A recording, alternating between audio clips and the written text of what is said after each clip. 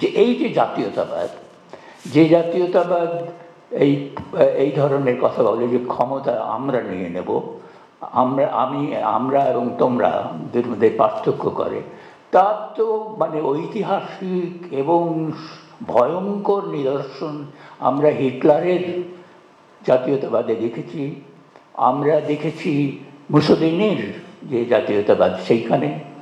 এবং সেই সময়ে এই যে দুজন মানুষ, এই যে দুজন ভয়ঙ্কর লোক হিটলার এবং মুসোলিনি, এরা দুজনই কিন্তু সোশ্যালিস্ট হিসেবে তরুণ বয়সে কাজ করেছেন।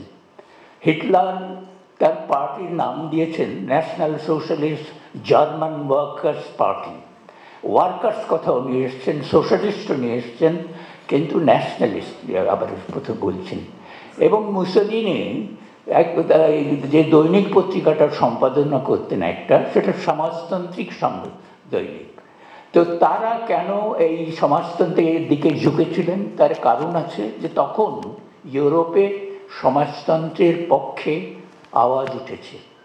1848 সালে ইউরোপের অনেক জায়গায়, বিশেষ করে ফ্রান্সে এবং জার্মানিতে, এই সমাজতন্ত্রীরা বিপ্লবী পরিস্থিতি সৃষ্টি করেছিলেন।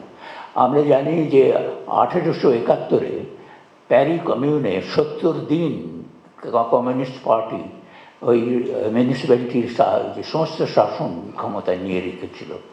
তো এই যে সমাজতান্ত্রিক একটা আবহাওয়া তৈরি হচ্ছে, এই দুই তরুণ তারা তরুণ, তারা এইটাকে মেনে নিয়েছে। কিন্তু তারা বুঝে ফেলেছে, বুদ্ধিমান মানুষ বুঝে ফেলেছে যে ক্ষমতা আমার কাছে আনতে হবে। ক্ষমতা যদি জনতার কাছে চলে যায় তাহলে আমার কী লাভ?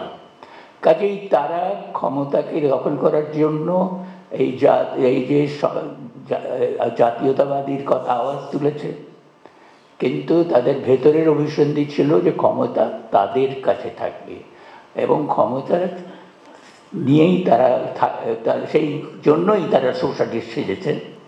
এবং যেটা দরকার, এই যে তারা জাতীয়তাবাদ, একটা পুঁজিবাদী জাতীয়তাবাদ করছে, আমাদের ব্যক্তি মালিকানা,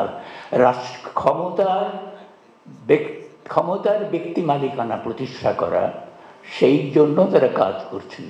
এবং তাদের শত্রুকে, হিটলার এই শত্রু জিউইশ ক্যাপিটালিস্টদের বলেছেন, ঠিক আছে, কিন্তু তার প্রধান শত্রু কে ছিল?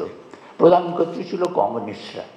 এবং আমরা তো দেখেছি যে হিটলার শেষ পর্যন্ত কী করতে চেয়েছিলেন, তিনি সোভিয়েত ইউনিয়নকে আক্রমণ করেছেন। কমিউনিস্টদের যে প্রধান শত্রু, তার দেশে, নিজের দেশে তিনি সমস্ত কমিউনিস্টদেরকে নির্মূল করেছেন।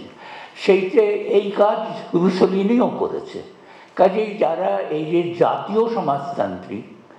জাতীয়তাবাদী সমাজতান্ত্রিক, তাদের এই কাজই করতে হয়। এবং এই কাজটা, তার এই দৃষ্টান্ত আমরা ওইখানে দেখতে পাবো।